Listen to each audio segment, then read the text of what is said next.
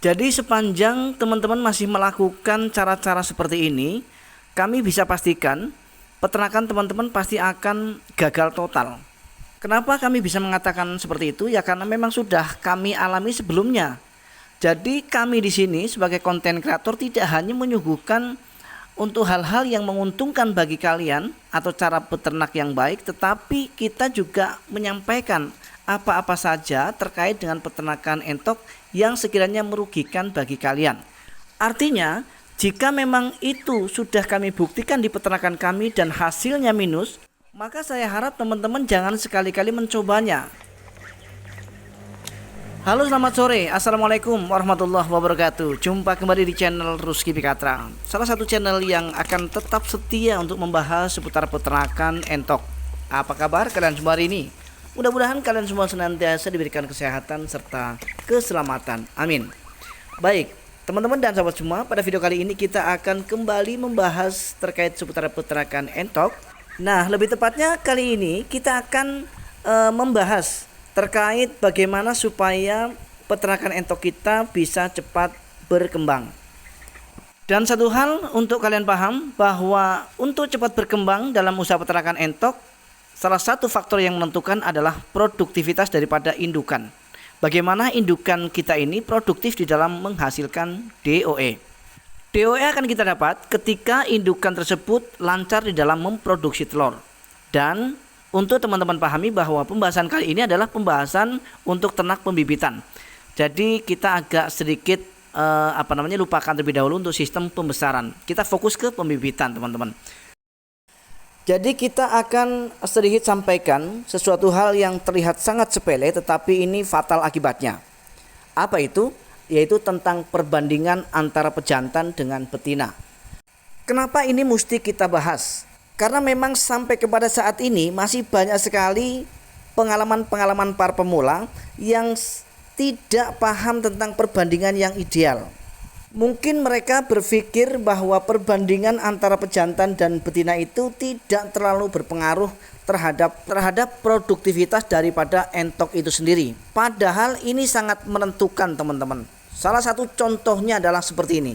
Jadi kami sampaikan terlebih dahulu bahwa perbandingan yang ideal itu 1 pejantan untuk 5 betina. Jadi kalau cara beternaknya seperti ini ya, 1:1, itu salah, teman-teman. Jadi 1 pejantan jangan untuk 1 betina. Tapi sebagaimana yang sudah kami sampaikan di awal bahwa perbandingan yang ideal adalah 1 pejantan untuk 5 betina.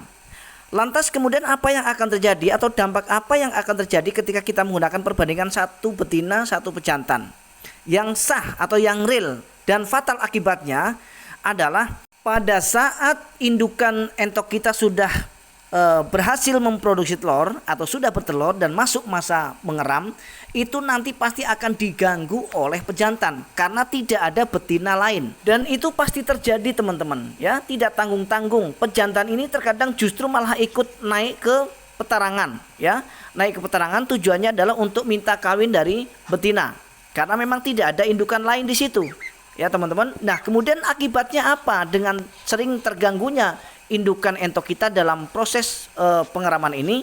Kemungkinan besar telur-telur yang diengeraminya, teman-teman, itu akan gagal menetas karena seringnya indukan ini diganggu oleh pejantan. Ya, salah satu contoh ketika indukan ini lagi mengeram, misalnya lagi di petarangan, kemudian pejantannya mengganggu untuk minta kawin, otomatis indukan ini akan keluar dari area petarangan dan itu akan mengganggu proses pengeraman. Karena sering diganggu oleh pejantan, maka proses pengeraman akan menjadi tidak sempurna, teman-teman. Karena proses pengeramannya tidak sempurna, maka hasilnya juga tidak mungkin akan sempurna. Boleh dibilang dari 10 butir telur belum tentu 7 bisa menetas. Paling banyak itu mungkin 5 atau 4, teman-teman. Dan tentu saja ini pasti akan merugikan kita. Maka solusinya adalah jangan sekali-kali kita melakukan perbandingan 1:1 atau 1:2. Bahwa perbandingan yang ideal adalah 1:5. Jadi jika entok nomor 1 masih dalam proses mengeram, masih ada indukan nomor 2. Begitu juga sebaliknya, begitu indukan nomor 2 ini bertelur kemudian mengeram, masih ada indukan nomor 3. Maka kemungkinan besar pada saat mereka masih dalam proses pengeraman, pejantan entok ini tidak akan mengganggu indukan yang masih dalam proses mengeram. Tetapi pejantan ini akan minta kawin ya sama indukan-indukan yang memang tidak dalam proses mengeram, dan itu sudah terjadi di peternakan kami, teman-teman. Meskipun cara ini juga tidak menjamin bahwa indukan entok yang masih dalam proses mengeram kemudian tidak diganggu oleh pejantan ya. Kita juga tidak bisa menjamin itu, tetapi paling tidak bisa meminimalisirnya, teman-teman, atau mengurangi.